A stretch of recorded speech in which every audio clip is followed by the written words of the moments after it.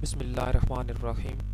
MS Excel training में आज की क्लास में हम कैलकुलेशन को आसान बनाने और कॉम्प्लिकेटेड और लार्ज कैलकुलेशंस हैं उन्हें एक बहुत आसान तरीक़े से सॉल्व करने के हवाले से हम ये वीडियो और इस क्लास में हम सीखेंगे। और फंक्शंस की मदद से कैलकुलेशन किस तरह की जाती हैं ये हम इस वीडियो के अंदर हम ये चीज़ सीखेंगे। फंक्शंस बेसिकली स्क्रिप्ट्स हैं या पीस ऑफ प्रोग्राम कोड कह सकते हैं जो कि स्पेशल कैलकुलेशन के लिए यूज़ होते हैं। ये एक आप समझें स्मार्ट एंड शॉर्टकट टेक्निक है जिसमें हम बहुत ही लार्ज और कॉम्प्लिकेटेड प्रॉब्लम्स को भी बहुत एक इजी वे में हम सॉल्व कर सकते हैं। तो आइए हम फंक्शन को स्टार्ट कर रहे हैं। फंक्शन की हेल्प से कैलकुलेशन आसान हो जाती हैं। एक जनरल वैसे आप फार्मूला यूज़ करते हैं बेसिक, जैसा कि पिछली बेसिक वीडियो में हमने सीखा है कि हम कुछ चंद वैल्यूज़ को प्लस करते हैं। तो मतलब रकम वैल्यू सेलेक्ट की, फिर प्लस लगा, फिर वैल्यू सेलेक्ट की, फिर प्लस लगा। तो ये एक बहुत डिफ़िकल्ट इस तरह से एक मेथड हो जाता है और वैल्यूज़ की तादाद अगर ज़्यादा हो जाए तो फिर उन्हें सॉल्व करना बहुत ही कॉम्प्लिकेटेड हो जाता है। तो आज से हम फंक्शन का सिलसिला शुरू कर रहे हैं। तो आइए चलते हैं आज की क्लास में हम सबसे पहले किन फंक्शंस की तरफ हमने चलना है। तो आज की क्लास में हम सबसे पहले इन 5 बेसिक जो फंक्शंस हैं इनको भी हम प्रैक्टिस करते हैं। तो पहले मैं कंप्लीट समझा देता हूँ फंक्शन के किस तरीके से इसको लिखना है या फंक्शन नेम क्या होता है, आर्गुमेंट क्या होता है। तो अभी देखें ये 5 फंक्शंस आप स्क्रीन के ऊपर देख सकते हैं। Sum, product, average, SQRT and power. ये 5 फंक्शन हम देखते हैं कि इनकी हेल्प से किस तरह एक कॉम्प्लिकेटेड जो हैं प्रॉब्लम्स हैं उन्हें हम इजीली सॉल्व कर सकेंगे। सबसे पहले देखें इक्वल और सम फंक्शन है।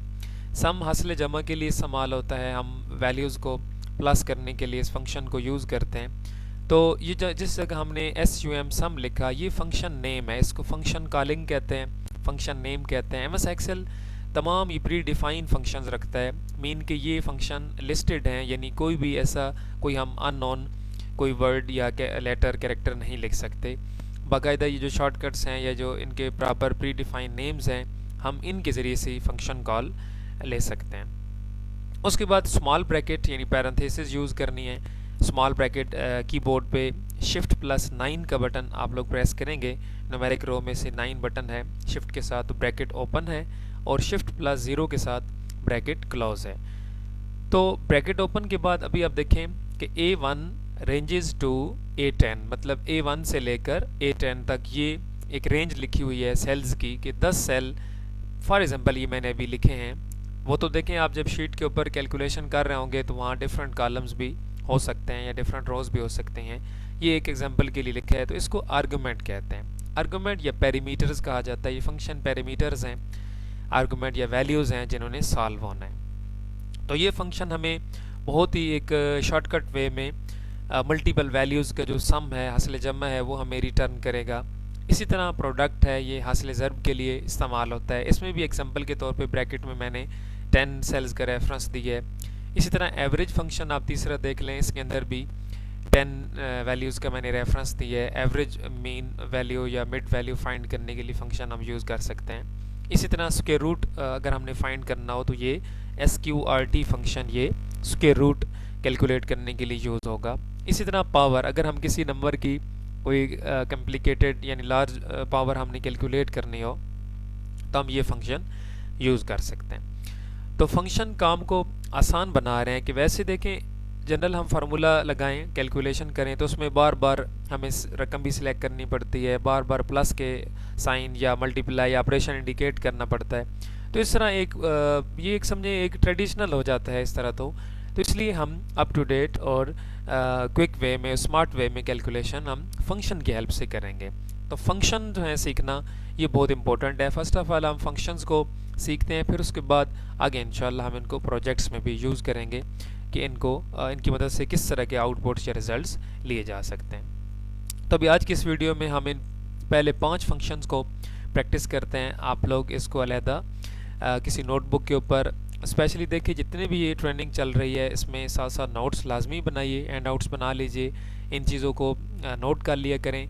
जब आप लोग लेक्चर सुन रहे होते हैं तो बेशक उस वक्त प्रैक्टिस की ज़रूरत नहीं है, पहले ध्यान से मुकम्मल वीडियो सुन लें, उसके बाद सामने साथ नोटबुक और बॉल पेन आपके पास हो और इन चीज़ों को नोट कर लिया करें। देन उसके बाद फिर आप लोग प्रैक्टिस करें। इस तरह अच्छा एक आप टारगेट गेन कर लेंगे।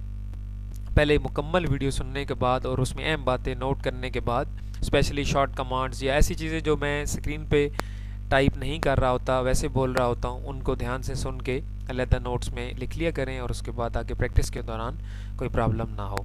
तो चलते हैं, ये 5 फंक्शन अभी हम प्रैक्टिस करते हैं और देखते हैं एम एस एक्सेल शीट के ऊपर इन फंक्शन की हेल्प से किस तरह कैलकुलेशन आसान बनेगी। सो स्टार्ट बटन प्रेस किया, यहाँ से एक्सेल हम ओपन करते हैं। एक्सेल शीट हमारे सामने अभी डिस्प्ले हो रही है। हम इंट्रोडक्शन में हमने इस चीज़ को सीखा था कि यहाँ से अभी हम ब्लैंक वर्कबुक को लेकर चलेंगे। जैसे मैंने क्लिक किया हमारे सामने ब्लैंक वर्कशीट ओपन हो जाएगी। ये इंटरफेस हम ऑलरेडी इसको तफसील से डिस्कस कर चुके हैं पिछले वीडियोज़ में। तो अभी चलते हैं हम फंक्शन की तरफ। शीट का ये फर्स्ट हमारा कॉलम है, ए कॉलम एंड 1 नंबर रो है। लेट्स से इस सेल के अंदर यहाँ पे मैं वैल्यूज़ लिखता हूँ। ये वैल्यूज़ अभी फिक्टिशियस हैं, मतलब ये कोई मार्क्स भी हो सकते हैं, प्राइसेस भी हो सकती हैं, कोई भी वैल्यूज़ हो सकती है, क्योंकि अभी सिर्फ जस्ट प्रैक्टिस है, हम जस्ट फंक्शन इम्प्लीमेंट करना सीखेंगे। बाकी आगे प्रोजेक्ट्स में प्रॉपर फिर हम इन चीज़ों को लेकर चलेंगे। तो लेट्स से यहाँ पे मैं वैल्यूज़ मसलन मैंने 10 इंटर किया, इसी तरह 30, 20, 30, इस तरह से 40, 50 हो गया, 60, 70, ये कुछ वैल्यूज़ मैं यहाँ पे इंटर कर रहा हूँ इन सेल्स के अंदर। लेट्स से हमने ये कुछ चंद रकमें हैं, इन्हें हमने ऐड अप करना है, मतलब प्लस करना है, तो इनका हासिल जमा लेना है हमने। तो लेट्स से ये 8 वैल्यूज़ हैं, 8 रकमें मैंने इन सेल्स में इनपुट की हैं, इन सेल्स को इनिशियलाइज़ किया है इन वैल्यूज़ के साथ। और हम A9 सेल में, यानी इन तमाम वैल्यूज़ से नीचे एंड पे ये A9 सेल, इसके अंदर लेट्स से हम इन वैल्यूज़ को टोटल करना चाह रहे हैं। आमतौर पे टोटल करना ये तकरीबन रिक्वायर होता है। तो हम इन वैल्यूज़ को किस तरह टोटल करेंगे? अगर ट्रेडिशनली देखा जाए तो बहुत वो डिफ़िकल्ट है कि ये देखें, लेट्स से आप इक्वल साइन लगाएंगे, आप वैल्यू सेलेक्ट करेंगे, फिर आप लोग प्लस साइन लगाएंगे, फिर वैल्यू सेलेक्ट करेंगे, फिर प्लस साइन लगाएंगे। इस तरह देखिए बहुत डिफ़िकल्ट हो जाएगा कि चलें 2-3 रकमें हों फिर तो कोई मसला नहीं है, लेकिन वैल्यूज़ की तादाद जब ज़्यादा होगी, लेट्स से आप 20 नंबर ऑफ़ वैल्यूज़ हैं, 30 हैं या 50 हैं, उस वक्त ये तरीका बहुत हार्ड हो जाता है, डिफ़िकल्ट होगा। सो इसलिए हम ये यूज़ नहीं करते, बल्कि हम इसके लिए फंक्शन यूज़ करते हैं। तो इक्वल फंक्शन नेम सम, आप लोग जैसे ही फंक्शन नेम टाइप करना स्टार्ट करेंगे तो यहाँ पे एक्सेल हमें गाइड अवेलेबल करता है और इस फंक्शन से रिलेटेड जितना भी सर्च लिस्ट है वो डिस्प्ले हो जाती है, और इसमें फंक्शन के हवाले से हमें जो इसका नेम है, फंक्शन नेम है, उस हवाले से हमें ब्रीफिंग मिल रही होती है। तो अब देखें फंक्शन नेम जो टाइप करना है आप लोगों ने, ये आप लोग upper case and lower case में टाइप कर सकते हैं, कोई इशू नहीं है। आप स्मॉल अल्फ़ाबेट में फंक्शन नेम लिख सकते हैं, कैपिटल में भी। हाँ, सिर्फ एहतियात ये है कि आप लोग फंक्शन नेम करेक्ट लिखेंगे, यानी स्पेलिंग मिस्टेक नहीं होनी चाहिए, क्योंकि उससे ये होगा कि एक इनवैलिड फंक्शन हो जाएगा और कोई आंसर रिटर्न नहीं करेगा। जैसे कि अब SUM है, हम इसको SOM टाइप कर दें या SAM टाइप कर लें तो इस तरह कोई आंसर रिटर्न नहीं होगा, वो एक इनवैलिड नेम एरर होगा। इसलिए करेक्ट स्पेलिंग लिखना ये ज़रूरी होगा। फंक्शन नेम लिखने के बाद Shift+9, ये स्मॉल ब्रैकेट मैंने ओपन की है। जैसे हम स्मॉल ब्रैकेट ओपन करेंगे तो आगे हमने आर्गूमेंट बताना है। तो आर्गूमेंट बताने का आसान तरीका ये है कि माउस का लेफ़्ट बटन आप पहले सेल से प्रेस करके नीचे ड्रैग करेंगे, यानी क्लिक एंड ड्रैग। ये देखिए लास्ट सेल के ऊपर आए, क्लिक छोड़ दिया तो यहाँ देख लें A1 रेंजेस टू, ये बीच में रेंज साइन है, यानी ये वैसे तो इंग्लिश में इसको कॉलन पढ़ते हैं ना, लेकिन यहाँ पे इसको हम रेंज कहेंगे। मीन के A1 एंड A8 नहीं, बल्कि A1 to A8, यानी A1 से लेकर A8 के दरमियान भी जितने सेल्स हैं वो भी इसमें शामिल हैं इस पूरे आर्गूमेंट में। उसके बाद देन हम Shift+0 यानी ब्रैकेट क्लोज करेंगे तो ये हमारा स्क्रिप्ट पूरा हो गया। और ये स्क्रिप्ट हमें इन वैल्यूज़ का जस्ट हम इंटर की कीबोर्ड से हम इंटर की प्रेस करेंगे तो ये देखिए हमें आंसर रिटर्न करेगा। ये देख लें 360 हमें आंसर रिटर्न होगा। तो ये एक बहुत ही क्विक वे था कि बजाय इसके अलग-अलग हम रकमों को सिलेक्ट करते, तो ये एक बहुत ही आसान और एक शॉर्टकट मेथड था। हमने इन वैल्यूज़ को यहाँ पे टोटल किया, 360 हमें आंसर रिटर्न हुआ। इसी तरह अब देखिए ये वैल्यूज़ जितनी भी हों कोई इशू नहीं है, बेशक 1000 भी हो सकती हैं, 500 भी हो सकती हैं। तो इस तरह इन वैल्यूज़ को सिलेक्ट करना, फंक्शन के ज़रिए से कैलकुलेट करना बहुत ही आसान होगा। इसी तरह अगर हम इस फंक्शन को थोड़ा और मज़ीद डिटेल से समझ लेते हैं, लेट्स से कि अगर ये कॉलम ए था, ऐसे इसी तरह हम कॉलम डी ले लेते हैं और इसके अंदर भी फॉर एग्जांपल मैं कुछ वैल्यूज़ यहाँ पे टाइप करता हूँ और हम इन वैल्यूज़ को लेट्स से हम कैलकुलेट करना चाह रहे हैं, यानी इनको भी एक ही जगह पे प्लस करना चाहते हैं। तो अभी मैं जो मसला समझाने लगा हूँ वो ये है कि इस फंक्शन में अगर हमने मुख्तलिफ जगहों से वैल्यू सेलेक्ट करनी हो, लेट्स से एक ये रेंज थी A1 से A8 और एक रेंज D1 से D8 है फॉर एग्जांपल, तो हमने डिफरेंट प्लेसेस से वैल्यू सेलेक्ट करनी है। तो उसके लिए क्या करना होगा कि यहाँ पे अगेन देखें इक्वल, मैं फंक्शन यूज़ कर रहा हूँ सम, ब्रैकेट ओपन हम करेंगे, बिल्कुल सेम अप्लाई इसको करेंगे। तो हम यहाँ से फर्स्ट रेंज सेलेक्ट करेंगे A8, उसके बाद हम कीबोर्ड से कामा जो साइन है वो हम अटेम्प्ट करेंगे। ये देखें मैंने कामा साइन प्लेस किया। कामा से ये होगा कि जो पहले हमने रेंज सेलेक्ट की होगी वो होल्ड हो जाएगी और आप नेक्स्ट प्लेस से सिलेक्शन बना सकते हैं। ये देखें कामा के बाद यहाँ से अभी मैं क्लिक एंड ड्रैग, ये देख लीजिए कि अभी सेकंड रेंज हमारे पास आ गई। अब देख सकते हैं कि इस फंक्शन को हमने डिफरेंट प्लेसेस से वैल्यूज़ दी हैं। मसलन एक रेंज A1 से A8 है और सेकंड दूसरी जो रेंज है वो D1 से D8 है। इस तरह डिफरेंट प्लेसेस से वैल्यूज सेलेक्ट होगी। ऐसे इसी तरह अगर आप किसी और थर्ड प्लेस से भी सिलेक्ट करना चाहें तो अगेन देखिए कामा लगाने के बाद अगेन आप थर्ड प्लेस से वैल्यूज़ भी सिलेक्ट कर सकते हैं। ये इसलिए बताया कि अगर ऐसी कोई कन्फ्यूजन हो तो ताकि आप लोग उसको सॉल्व कर सकें कि अगर डिफरेंट प्लेसेस से रकमें सेलेक्ट करनी पड़ती हैं, यानी एक ही सेल में आपने प्लस करना हो लेकिन वैल्यूज़ एक ही सीक्वेंस में नहीं बल्कि डिफरेंट प्लेसेस पे हैं, तो उसमें कामा आप लोग यूज़ करेंगे। ब्रैकेट हम क्लोज करेंगे Shift+0 बटन के साथ और उसके बाद इंटर की मैं प्रेस करूंगा तो ये हमें देखा अभी 396, यानी ये आंसर हमें जो रिटर्न हुआ ये इन दो डिफरेंट मुख्तलिफ जगहों से जो रकमें सेलेक्ट की गई थी ये उनकी मदद से हमें ये आंसर यहाँ पे हमें रिटर्न हुआ। इसी तरह हम इस फंक्शन को, इस सेल को डबल क्लिक या F2 प्रेस करेंगे तो ये एडिट हो जाता है। हम इसमें कोई चेंजिंग वगैरह करना चाहें तो हम इस तरीके से चेंजिंग वगैरह भी हम कर सकते हैं।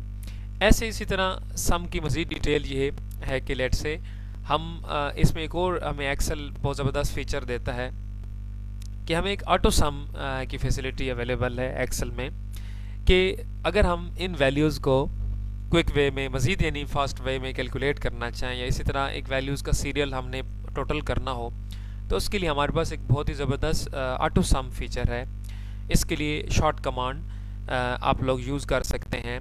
हमारे पास शॉर्ट कमांड Alt+= है, ठीक है। कीबोर्ड से अगेन बता रहा हूँ Alt+= बटन आप यूज़ करेंगे तो ये शॉर्टकट ऑटो सम के तौर पे यूज़ होती है। तो चलें इसको प्रैक्टिस करते हैं ताकि ये क्विक वे हमें हासिल हो जाए और आप लोग प्रोफेशनली कहीं पर भी एक्सेल यूज़ कर रहे होंगे तो आप लोग ये तरीका अपनाएंगे ज़्यादा अच्छा एक अच्छे इंप्रेशन के लिए होगा। तो इसलिए Alt+= आप लोग टेक्निक यूज़ करके ऑटो सम कर लेंगे। अभी आप खुद देख सकते हैं कि यहाँ मैंने A9 सेल सेलेक्ट किया हुआ आंसर के लिए और यहाँ से Alt देन यहाँ से इक्वल। देखिए जैसे ही आप लोग प्रेस करेंगे ये कमांड फ़ौरन देखें ऑटोमेटिकली इक्वल साइन भी लग जाएगा, सम फंक्शन भी टाइप हो गया, ब्रैकेट्स भी लग गई हैं और A1 से A8 रेंज भी ऑटोमेटिकली सिलेक्टेड है।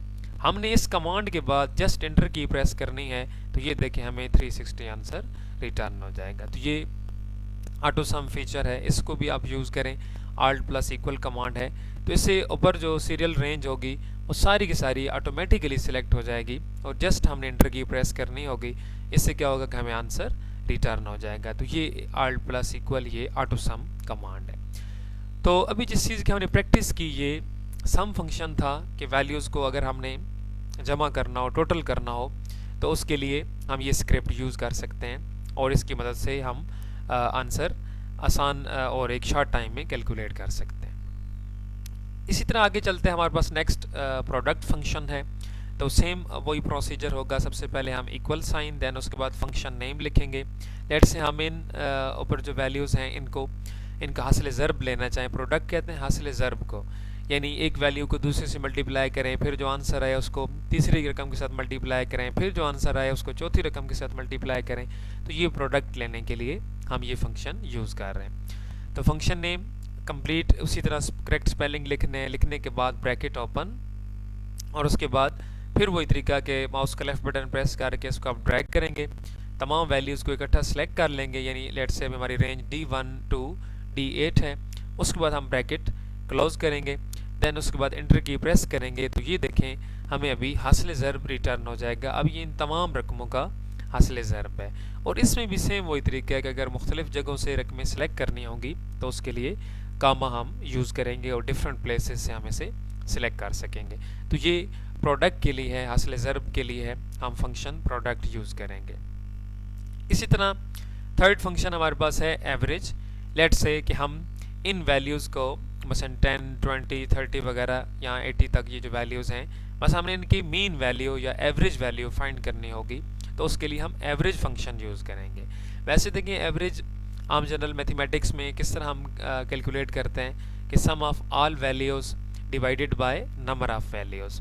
लेकिन यहाँ पे हम कोई इस तरह ट्रेडिशनली फार्मूला इस तरह का यूज़ नहीं करेंगे, बल्कि हम फंक्शन यूज़ करेंगे। तो ये देखिए इक्वल, और उसके बाद आप फंक्शन नेम लिखेंगे। अब स्पेलिंग इसमें करेक्ट लिखने हैं, स्पेलिंग में मिस्टेक ना हो। तो AVERAGE ये फंक्शन नेम लिखने के बाद ब्रैकेट ओपन करेंगे हम, स्मॉल ब्रैकेट, और उसके बाद क्लिक एंड ड्रैग, यानी सारी रेंज हम ये अगेन सेलेक्ट कर लेंगे A1 से A8। तो उसके बाद ब्रैकेट क्लोज, और जैसे हम इंटर की प्रेस करेंगे तो ये देखें हमें एवरेज वैल्यू यानी 45 या 45 एक एवरेज वैल्यू है जो कि हमें रिटर्न हुई इन वैल्यूज़ की एवरेज फाइंड करने के सिलसिले में। अब अगर हम वैल्यूज़ को चेंज करते हैं लेट से, तो इसे आंसर भी ये हमने ऑलरेडी भी पढ़ रखा है कि आंसर अपडेट होगा और आंसर करंट वैल्यू के मुताबिक होगा। सो देखें यहाँ से मसलन मैं वैल्यूज़ को चेंज करता हूँ। लेट से मैं कहता हूँ ये 10 नहीं बल्कि 15 है, रिप्लेस किया, तो देखा आप लोगों ने फ़ौरन एवरेज चेंज हो चुकी है। इसी तरह ये वैल्यूज़ भी आंसर चेंज हो चुका है, क्योंकि जो वैल्यूज़ फार्मूलाज में या फंक्शन में इस्तेमाल हम कर लेते हैं उनमें चेंजिंग करने पर आंसर खुद ब खुद अपडेट हो जाते होते हैं। जैसे किसी तरह हम ये कहते हैं 20 नहीं है बल्कि 25 है, इसी तरह हम कहते हैं ये 30 नहीं 35 है। तो ये देख लीजिए कि हमारे पास जो इसमें चेंजिंग्स हैं वो इसी तरीके से होती जा रही हैं, अपडेट आंसर हो रहा है। तो ये एवरेज फाइंड करने का फार्मूला था।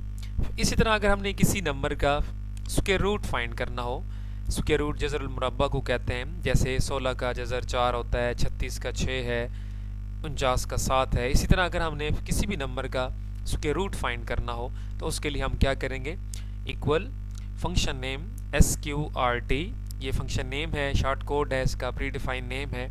उसके बाद स्मॉल ब्रैकेट हम ओपन करेंगे और उसके बाद हम नंबर बताएंगे, मीन कोई वैल्यू, जिस वैल्यू को का हमने स्क्वायर रूट ट्रेस करना है या कैलकुलेट करना है। तो हम यहाँ आर्गूमेंट में डायरेक्ट भी कोई नंबर बता सकते हैं, जबकि इधर से हम किसी रकम को सिलेक्ट भी कर सकते हैं। यहाँ डिफरेंट वैल्यूज़ लिखी हुई हैं, आप किसी भी रकम को यहाँ से सिलेक्ट करेंगे और उसका स्क्वायर रूट लेट से 4 मैं सिलेक्ट कर लेता हूँ, यानी D4 मतलब D कॉलम है और 4 नंबर रो है। और उसके बाद ब्रैकेट क्लोज करता हूँ और जैसे मैं एंटर की प्रेस करूँगा तो ये देखें हमें आंसर 2 रिटर्न होगा, मतलब 4 का स्क्वायर रूट 2 होता है।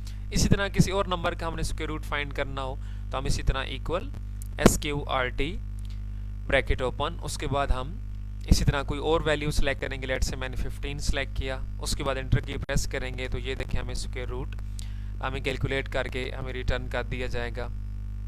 इसी तरह नेक्स्ट फंक्शन 5वां, ये पावर फंक्शन है। इसकी मदद से हम किसी भी रकम, किसी भी वैल्यू की जो पावर है वो हम कैलकुलेट कर सकते हैं। तो उसके लिए इक्वल फंक्शन नेम लिखना होगा पावर, POWER, उसके बाद हम स्मॉल ब्रैकेट ओपन करेंगे और आगे नंबर एंड पावर, यानी दो इसमें आर्गूमेंट हैं, चीज़ें हैं। एक नंबर, बेस नंबर बताना है, ये जो हम नंबर बताएंगे ये बेस होगी और कामा, उसके बाद सेकंड जो आर्गूमेंट में चीज़ है ये पावर है। तो पहले हम नंबर मीन को वैल्यू बता देते हैं। लेट से यहाँ से मैं 3 को सिलेक्ट कर रहा हूँ, D3। ये भी प्रैक्टिस है, देखिए आप लोग डिफरेंट इस तरह किसी शीट के किसी भी हिस्से पर ये इस तरह कैलकुलेशन कर सकते हैं, जस्ट ये प्रैक्टिस है।